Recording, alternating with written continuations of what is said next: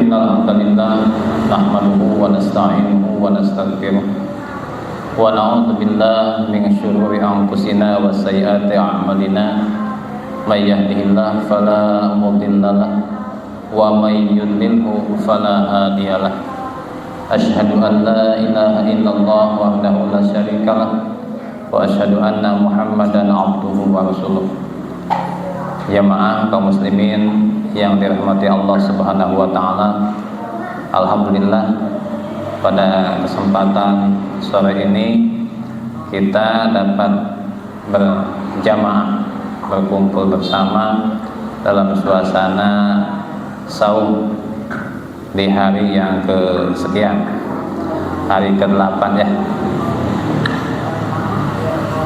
Di saat ini insyaallah saya sampaikan bagian dari manfaat-manfaat dalam melaksanakan ibadah saum. Di antara manfaat spiritual yang terdapat pada saum adalah bahwa saum ini membiasakan seseorang untuk selalu bersabar dalam melaksanakan perintah Allah Subhanahu wa taala. Kita pahami, kita tahu bahwa saum adalah al-imsaku anis surbi wal ukli wa anil muftirati minal fajri ila tulu'i syams biniyatil ibadah. Saum itu adalah menahan makan, dari makan, menahan minum, menahan hubungan suami istri dari mulai terbit fajar hingga terbenam matahari dengan niat ibadah. Tentunya menahan dari makan dan minum yang pada kesehariannya kita makan, kita minum, pasti ini adalah butuh kesabaran. Maka saum itu sendiri adalah bermakna sobar, karena shot ya, dalam saum itu minimal ada 3 makna. Yang pertama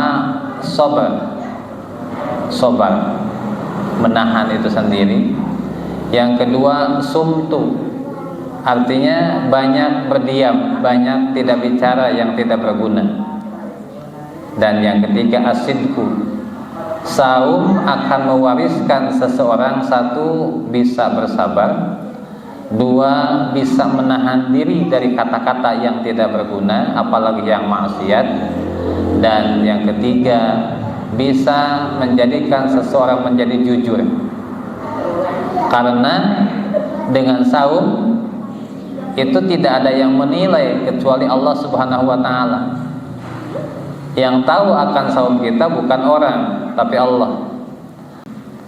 Sehingga dengan saum insya Allah terjaga diri kita dari riya, dari puasa itu.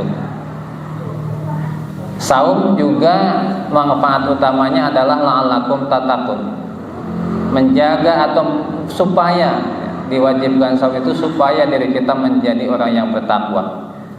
Kutiba alaikumusiyam kama kutiba alal ladzina min qablikum la'allakum tattaqun. Diwajibkan atas kalian saum sebagaimana diwajibkan atas orang terdahulu supaya kalian menjadi takwa.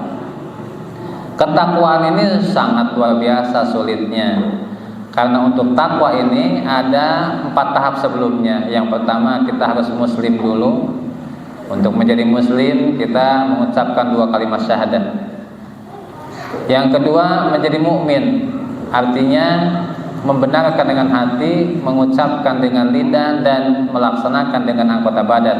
Baru seseorang ini menjadi mukmin. Dan kesempurnaan menjadi mukmin tergantung kesempurnaan melaksanakan pekerjaan keimanan atau cabang-cabang keimanan.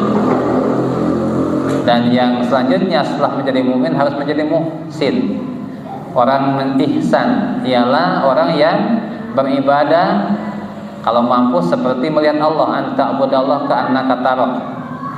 Tapi kalaupun tidak mampu, maka beribadahlah seperti atau meyakini Allah Maha melihat. Fa in lam takun taru fa innahu yaraka. Sehingga ketika kamu tidak mampu beribadah seperti melihat Allah, maka Allah melihat kamu. Jadi ketika kita ingin menjadi orang yang muhsin, dalam ibadah kita harus merasakan kehadiran Allah, minimalnya meyakini bahwa Allah melihat.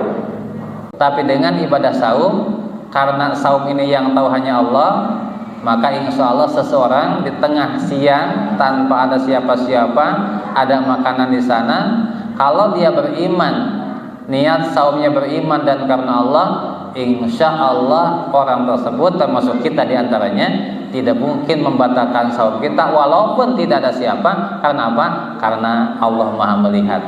Berarti dia menghadirkan Allah dalam suasana saum itu.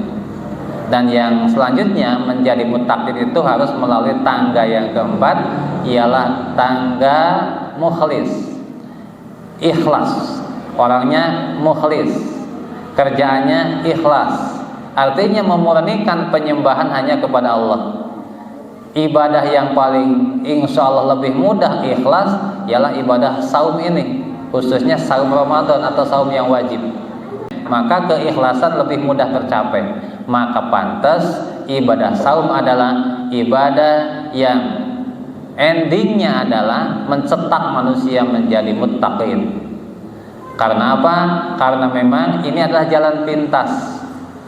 Jalan pintas menuju muttaqin adalah dengan melaksanakan saum Ramadan.